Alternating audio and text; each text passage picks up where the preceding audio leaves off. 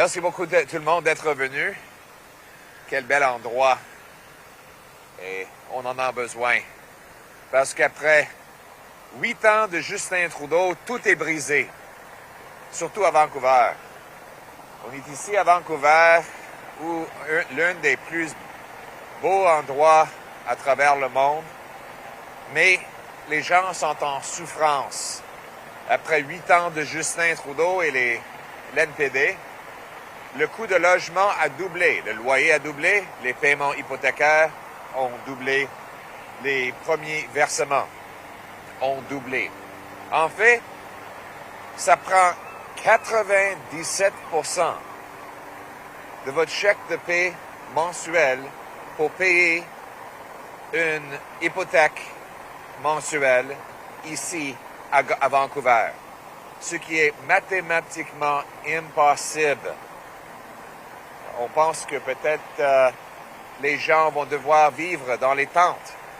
Et en fait, on voit des tentes à travers le pays. Avant Justin Trudeau, les gens ne vivaient pas dans les tentes, ils vivaient dans les appartements et des maisons.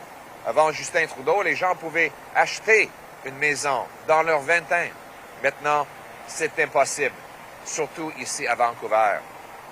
Après 8 ans de Justin Trudeau, le coût de nourriture a augmenté plus rapidement que dans 40 ans.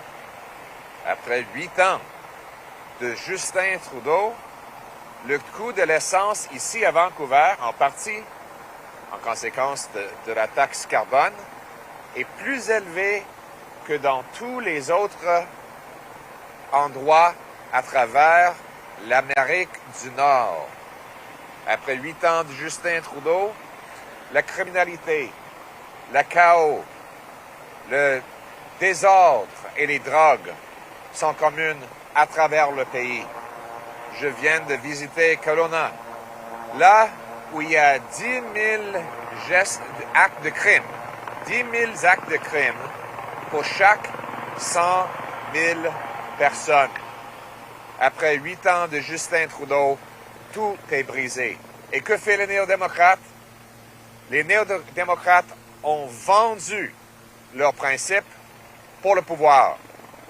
Ils ont accepté une coalition coûteuse avec Justin Trudeau.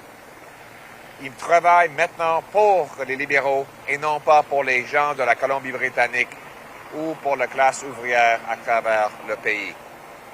Mais ce qui nous donne de l'espoir. Le Canada n'était pas comme ça avant Justin Trudeau et les néo-démocrates, et ça ne va pas être comme ça après. Le Parti conservateur de Pierre Poilievre, guidé par le gros bon sens, va rebâtir notre pays.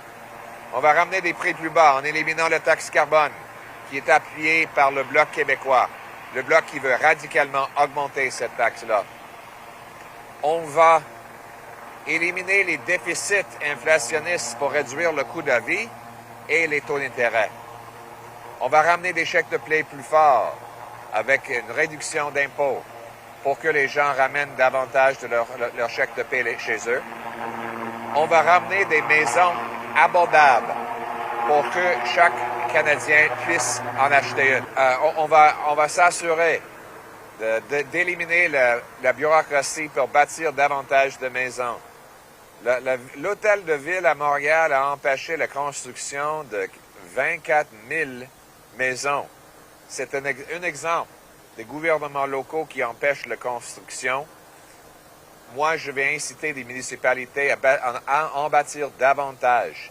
Je vais lier les dollars de l'infrastructure fédéraux pour les municipalités au nombre de maisons complétées. Je vais exiger une augmentation de 15% par année de maisons construites comme condition pour des fonds de l'infrastructure fédéraux. Ceux qui vont au-delà de ce cible vont avoir une bonus. Ceux qui échouent d'atteindre ces objectifs auront une pénalité. Donc, on va inciter l'élimination de la bureaucratie. On va vendre 6 000 édifices du gouvernement fédéral et des milliers d'acres de terrain fédéral pour bâtir, bâtir et bâtir. Et on va mettre des vrais criminels récidivistes en prison. On va bannir le crack l'héroïne et d'autres drogues et donner le traitement pour amener nos gens chez eux sans drogue. On va rétablir notre liberté, on va unir le pays. C'est ça le gros bon sens. Après 8 ans, Justin Trudeau et le Bloc québécois n'en vaut pas le coup. Mais avec le gros bon sens, on peut rebâtir le Canada. On va ramener des chèques de paie, ramener des prix plus bas, ramener des maisons abordables et ramener des rues sécuritaires. Merci beaucoup.